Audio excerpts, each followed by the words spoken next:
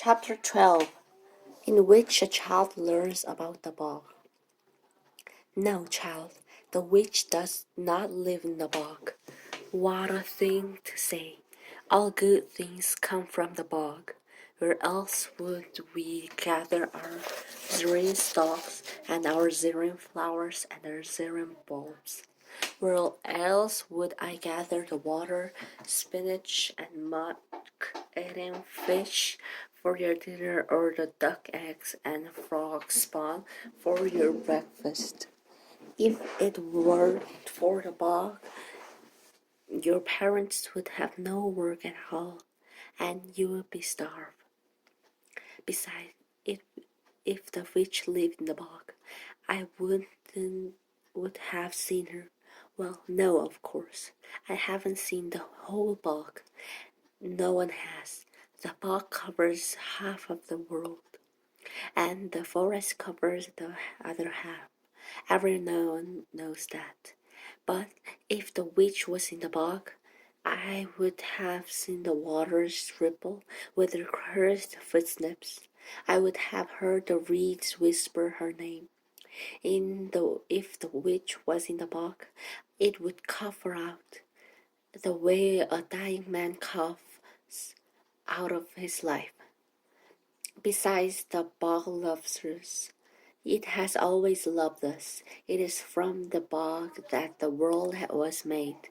Each mountain, each tree, each rock, and each animal, and skittering insect.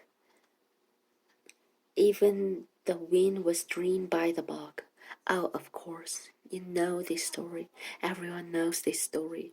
Fine, I will tell it if you must hear it one more time. In the beginning, there was only bog and bog and bog. There were no people. There were no fish. There were no birds or beasts, or mountains, or forest, or sky. The bog was everything, and everything was the bog. The muck of the bog ran from one edge of reality to the other. It curved and warbled through time. There were no words. There were just no learning.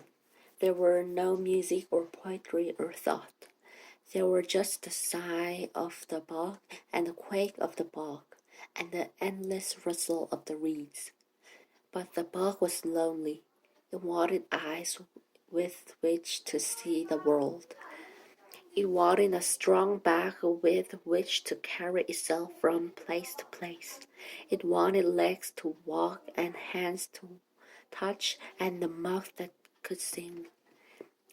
And so the bog created a body, a great beast that walked out of the bog on its own strong, boggy legs. The beast was the bog, and the bog was the beast. The beast loved the bog, and the bog loves the beast. Just as a person loves image of himself in a quiet pond of water, and looks upon it with tenderness, the beast's chest was full of warm and life-giving compassion. He felt the shine of love radiating outwards, and the beast wanted words to explain how he felt. And so there were words, and the beast wanted those words to fit together just so to explain his meaning. He opened his mouth, and the poem came out, round and yellow, yellow and round. The beast said, and the sun was born, hanging just overhead.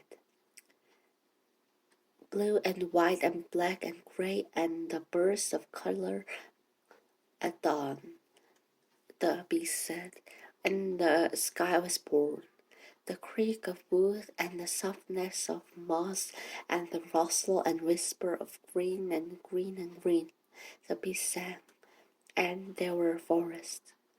Everything you see, everything you know, was called into being by the bog. The bog loves us and we love it. The witch in the bog, please. I never heard anything so ridiculous in my